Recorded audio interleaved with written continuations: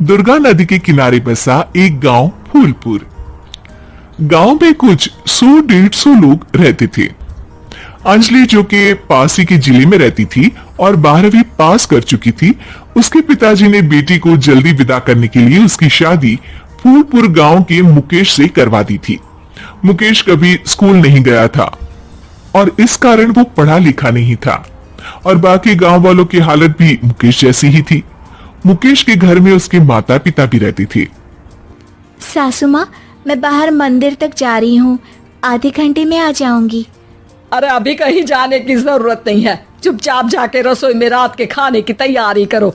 और ये घूंघट क्यों हटा लिया है तुमने? क्या पता नहीं कि इस गांव में औरतें बिना घूंघट के नहीं रहती? रात में अंजलि छत पर जाकर अपनी मम्मी से बात कर रही होती है। तभी गांव की 3-4 औरतें उसे देख लेती है और दरवाजे पर आकर उसकी सास से शिकायत करने लगती है। और क्या हुआ? अरे छत पे तो देखो, आपकी बहू मटक मटक के किसी से फोन पर बात कर रही है। दिन भर फोन पे लगी रहती है।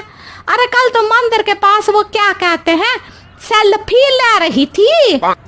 शहर की बहू रखना अच्छा शान की बात है, पर देखना इसके लक्षण से ये तो तुम्हारे परिवार को बदनाम ना कर दे। ये पहली बार नहीं था जब सास से गांव के लोगों ने अंजलि की बुराई या शिकायत नहीं की हो। अब तो ये रोज की बात थी। अंजलि ये सब सुन लेती है। जब वो नीचे जाती है तो मुकेश भी वहां आ जाता है। सास कहती है, बेटा, लोग घर आकर शिकायत करने लगे हैं बहू के कामों की। देख लो, पति हो, संयम से रखो इसे।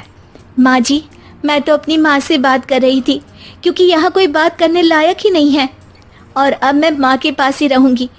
वहाँ क्या रहना, वहाँ बाहर के लोग तो ठीक है, पर घर के लोग भी इज्जत ना दे सके। अरे नहीं नहीं अंजलि, ऐसा नहीं है, धीरे धीरे सब ठीक हो जाएगा, तुम फिक्र ना करो।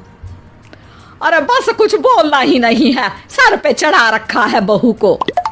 सास मुकेश की नरम बात सुन के वहां से मुंह चढ़ाकर चली जाती है। मैं तो कहती हूँ हम दोनों शहर चले जाते हैं। मैं पढ़ी लिखी हूँ, मुझे वहाँ नौकरी भी मिल जाएगी और थोड़े दिनों में आप भी वहाँ कुछ काम ढूंढ लेना।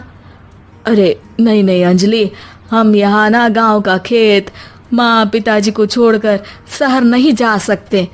माँ पिताजी को कैसा लगेगा और गांव वाले क्या सोचेंगे?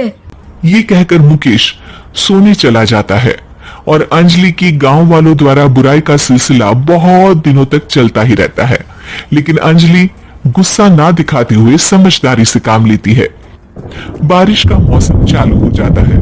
जोरदार बारिश से पूरे गांव में हाहाकार मच जाता है। दुर्गा नदी में बाढ़ आ जाती है और बाढ़ का पानी पूरे गांव की फसल तबाह कर देता है। फसल की ये हालत देखकर गांव वाले निराश हो जाते हैं और बात तो यहाँ तक पहुँच जाती है कि कुछ लोग तो अंजलि को इस सब का दोषी ठहरा देते हैं। अरे पूरी फसल तबाह हो गई, पता नहीं किसकी नजर लग गई है। अरे जब से चौधरी परिवार में ये शहर की बहू आई है ना, तब से ही गांव की शांति चली गई है। इसके कर्म कांड से माँ दुर्गा नदी भी खुश नहीं है। ये सब सुनकर बेचारी अंजलि रोते हुए अपने घर चली जाती है।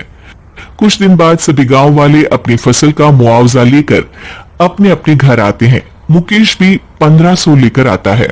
अंजलि को जब पासबुक दिखाता है तो अंजलि हैरान हो जाती है। अरे ये पासबुक में तो उन्होंने 4000 की एंट्री करी है और आपको सिर्फ 1500 दिए। सच में? अरे वो सरकारी अफसर आपको बेवकूफ बना रहे हैं। सरकार की तरफ से हमें 4000 मिले हैं, लेकिन बाकी का सारा पैसा खुद ही खा रहे हैं। आप लोग के अनपढ़ होने का फायदा उठा रहे हैं। ये सब सुनकर मुकेश परेशान हो जाता है, लेकिन अंजलि उसे हिम्मत से काम लेने को कहती है और सुबह होते ही मुकेश को पंचायत कार्यालय ले जाती है और साथ में गांव के और लोगों को भी। आप सरकारी बाबू क्या गांव के लोगों को बेवकूफ समझते हैं? आपको क्या लगता है ये पढ़े लिखे नहीं है तो आप कुछ भी मनमानी करेंगे? ये बेचारे दिन रात इतनी मेहनत करते हैं, ये हमारे अन्नदाता हैं और आप इनके साथ ऐसा धोखा करते हैं। अरे क्या बके जा रही है ये लड़की, किस धोखे की बात कर रही है? अपने कांड करके नदी माँ को नाराज करके हमारा नुकसान करके इसे चैन नहीं मिला क्या? सरपंच जी, इन सरकारी बाबू ने मुझे बेवकूफ बनाया है और मेरे हिस्से के पैसे खुद चट कर गए। बस ये सुनते ही सरपंच वहां से दुम दबाकर भाग जाता है। पता चलता है कि जनपद अधिकारियों ने गांव के सरपंच के साथ मिलकर सबके साथ धोखा किया है। सब लोगों का विरोध शुरू हो जाता है और आखिर में अधिकारी सब गांव वालों के हिस्सों के बचे हुए पैसे उन्हें लौटा देते हैं और कई दिन तक सरपंच गांव में लौटता ही नहीं।